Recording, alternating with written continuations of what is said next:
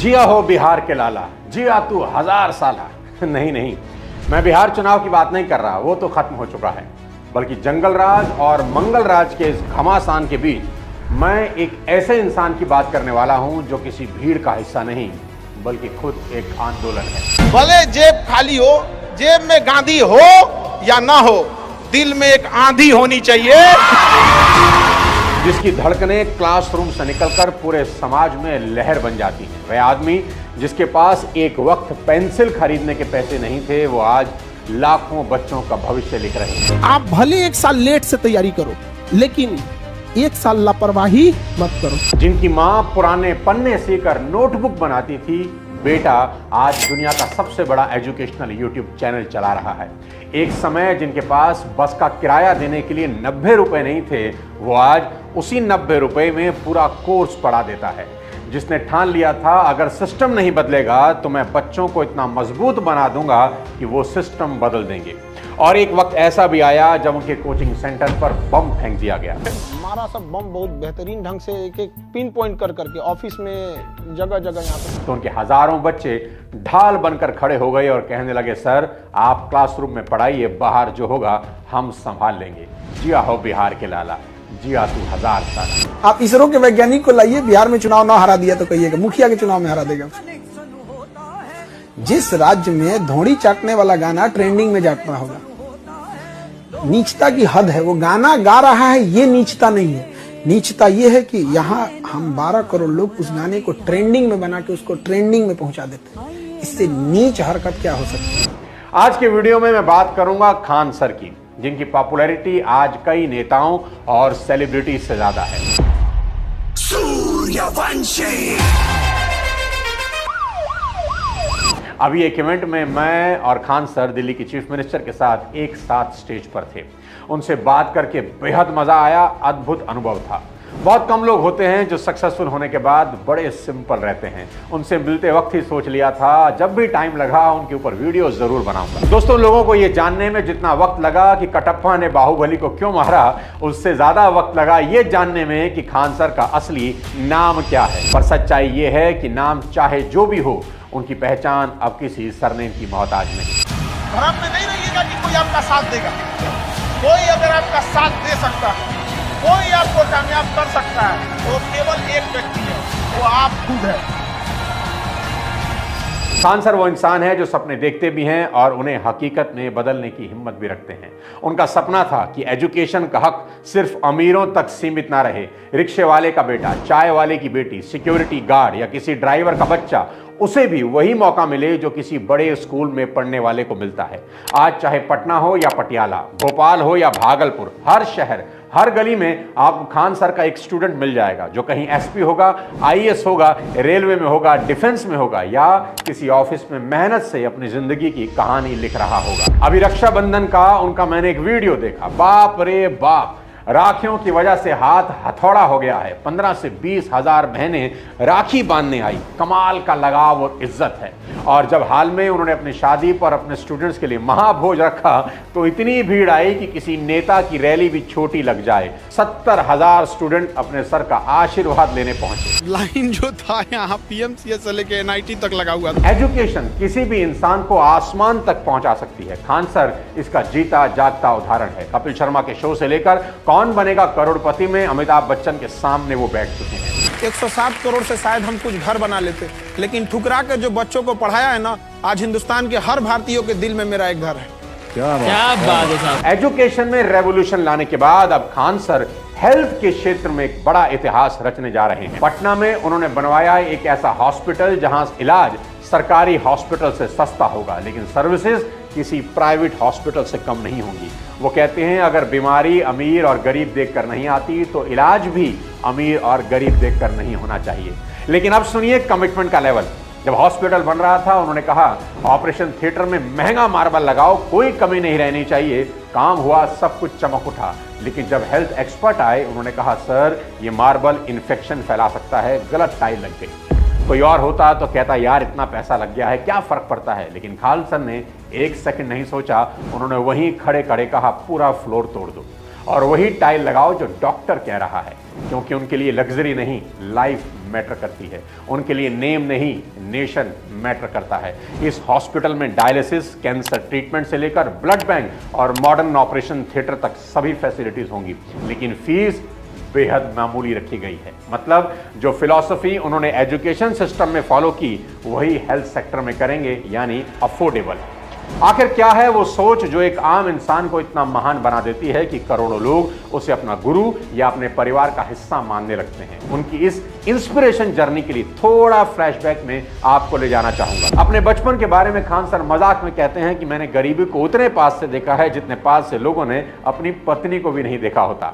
17 साल की उम्र में खान सर ने वेल्डिंग सीखी और लोहे का काम करते थे। साथ में एक बच्चे को होम ट्यूशन पढ़ाते थे। जिस बच्चे को वो पढ़ाते थे वो पढ़ने में बेहद भोंदू यानी बिलो एवरेज था, लेकिन जब वो क्लास में टॉप कर गया तो उस दिन वो फैजल खान से खान सर बन गए। खान सर की यूएसपी है उनका अनोखा पढ़ाने का अंदाज। वो खुद कहते हैं मेरा पढ़ाया हुआ बच्चा भूलना भी चाहे तो भूल नहीं सकता। लड़का हमसे पूछता है सर इतनी भीड़ है आपके पास, तो कहते सर डाउट कैसे पूछेंगे? हम कह रहे यार तुम्हारा डाउट बचेगा तब ना पूछेगा तुम डाउट यहाँ पे। और जो भी उनकी क्लास में बैठ चुका है या उनके वीडियो देख चुका है वो जानता है कि ये घमंड नहीं, हकीकत है। वो वर्ल्ड वॉर को ऐसे समझाते हैं जैसे सामने रणभूमि सजी हो। फ्रीडम स्ट्रगल की कहानी ऐसे सुनाते हैं जैसे खुद भगत सिंह क्लास में मौजूद हों।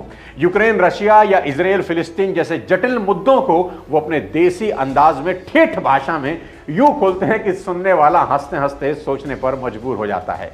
उनके शब्द दिमाग में नहीं दिल में उतरते हैं, क्योंकि वो सिखाते नहीं जगा देते हैं। यही वजह है कि खान सर का हर पाठ याद रहता नहीं, असर छोड़ जाता है। उनके क्लास में घंटी से ज्यादा तालियां बजती हैं। बच्चे हंसते हंसते सीखते हैं। कोई टॉपिक कितना भी भारी क्यों ना हो, बीच में कोई लोकल एग्जाम्पल या मजाक डालकर वो माहौल को हल्का कर देते हैं। तो प्रकाश नहीं जाएगा तो धुंधला दिखेगा और ऊपर वाला भाग साफ दिखेगा।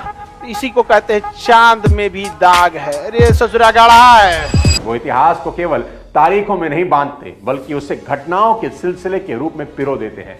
1857 की क्रांति समझाते हुए वो कहते हैं कि अगर उस वक्त मोबाइल होता तो सबसे पहले ब्रेकिंग न्यूज देता कौन? उनकी बोली में किताबों की पॉलिश नहीं, मिट्टी की महक है। शायद यही वजह है कि जो बातें दिल्ली या मुंबई के क्लासरूम में कॉम्प्लेक्स लगती हैं, पटना के इस मास्टर के मुंह से आसान हो जाती हैं। कहते हैं हर अच्छे टीचर के पास एक स्टाइल होता है, लेकिन खान सर के पास एक कनेक्ट है। वो दिमाग नहीं भरते, सोच खोल देते हैं। और शायद यही वजह है कि उनके पढ़ाए बच्चे सिर्फ पास नहीं होते, बदल जाते। जब वो महात्मा गांधी की बात करते हैं तो आज की जनरेशन की आंखें खुल जाती हैं। वो कहते हैं कि आज का जो जेनजी है ना, जिसे ना तो फ्रीडम स्ट्रगल का पता है ना गांधी की तपस्या का कोई मोल, वो बस इतना जानता है कि 2 अक्टूबर को छुट्टी होती है और फिर वही जेनजी गांधी को गाली देता है। खान सर का तर्क बिल्कुल साफ है कि गोडसे को गलत सुपारी मिली थी, उसे गांधी को नहीं जिन्ना को मारना चाहिए था।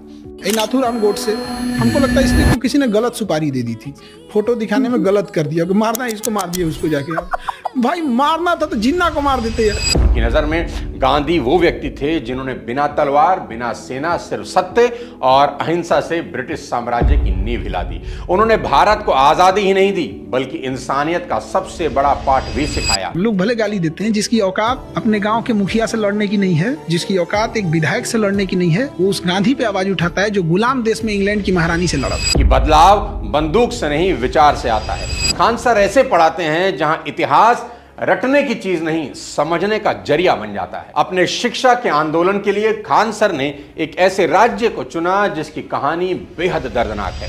कभी ज्ञान की धरती कहलाने वाला बिहार आज गरीबी और पलायन की पहचान बन गया। सदियों से यहां बुद्ध पैदा हुए, चाणक्य ने नीति लिखी, लेकिन हालात ऐसे बने कि बिहारी शब्द एक मजाक, एक गाली बनकर रह गया। सरकारें आती रही, जाती रही, वादे होते रहे, बिहार बदलेगा का नारा हर चुनाव में शोर शराबे के साथ गूंजता रहा। पर सच्चाई यह है कि बिहार आज भी विकास की रेस में कई बरस पीछे है।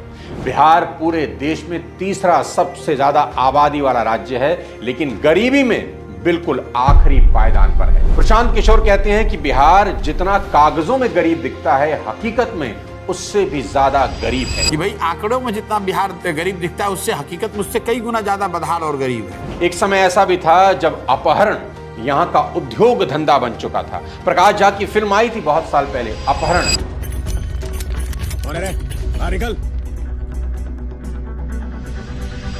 और वो कोई कल्पना नहीं थी, वो बिहार की सच्चाई बयां कर रही थी। यहां नौकरियों से ज्यादा चर्चा फिरौती की होती थी। आज भी लोग बिहार छोड़ रहे हैं क्योंकि अपॉर्चुनिटीज बेहद कम है। इन सब के बीच खान सर ने पटना को अपनी कर्म भूमि बना दिया। बोलते हैं अगर बिहार का नाम गाली बन गया है तो मैं अभी से गर्व बनाऊंगा। दोस्तों, खान सर की कहानी सिर्फ एक कोच की कहानी नहीं है। वो बताते हैं कि जब इरादा सच्चा होना तो एक दशरथ मांझी भी अपने दम पर पहाड़ काट देता है। खान सर उस साइलेंट रेवोल्यूशन का हिस्सा हैं जो ना टीवी डिबेट में दिखता है, ना रैलियों में सुनाई देता है, लेकिन हर उस बच्चे के दिल में चल रहा है जो किसी कोचिंग क्लास या ऑनलाइन क्लास में बैठकर अपनी जिंदगी का इम्तिहान दे रहा है। खान सर ने साबित किया कि विकास सिर्फ बजट या पॉलिसी से नहीं होता, सोच से होता है। कि अगर सिस्टम तुम्हारे बच्चों के लिए नहीं बदलेगा तो तुम्हारे बच्चे ही सिस्टम बदल सकते हैं। यही सोच है जो एक आम आदमी को एक आंदोलन बना देती है। उन्होंने दिखाया कि बिना किसी सत्ता के, बिना किसी रिसोर्सेज के और बिना किसी प्रचार के भी एक इंसान देश के भविष्य को दिशा दे सकता है। जहां नेता कहते हैं हम जनता के बीच जाएंगे, वहां खान सर रोज जनता के बच्चों के बीच खड़े रहते हैं। जहां लोग कहते हैं मैं नौकरी दूंगा, वो कहते हैं मैं तुम्हें काबिल बना दूंगा। वो भले ही फौज की वर्दी नहीं पहन पाए, लेकिन आज उन्होंने एक ऐसी यूनिफॉर्म पहन ली जो हर दिन लाखों बच्चों के दिलों में झंडा फहराती है। वो जानते हैं कि देश सिर्फ बॉर्डर पर नहीं बचता, क्लासरूम में भी बनता है, जहां पेन से निकले शब्द गोलियों से ज्यादा ताकतवर होते हैं। खान सर हमें याद दिलाते हैं कि मिशन तब बड़ा बनता है जब मकसद मैं से हम हो जाता है। और आज उनकी हर क्लास, हर शब्द, हर हंसी उसी मिशन की मिसाल है। वो हमें सिखाते हैं कि अगर सोच साफ हो तो सियासत भी सलाम करती है। खान सर बिहार की मिट्टी से निकले वो दीपक हैं जो सिर्फ पटना नहीं, पूरे भारत को रोशन कर रहे हैं। उनका संदेश बिल्कुल साफ है, देश तब बदलेगा जब हर बच्चा अपनी कहानी खुद लिखेगा। और वो उस कलम को हाथों में देने निकले हैं जो आने वाली पीढ़ियों की तकदीर लिख देगी। आपको खान सर का ये वीडियो कैसा लगा कमेंट बॉक्स में जरूर बताएं, और ये भी बताइए कि अगला वीडियो किस पर्सनैलिटी के ऊपर देखना चाहते हैं। अगले किसी और वीडियो के साथ जल्द आपसे मुलाकात करता हूं। तब तक अपने स्वास्थ्य का ध्यान रखिए। जय।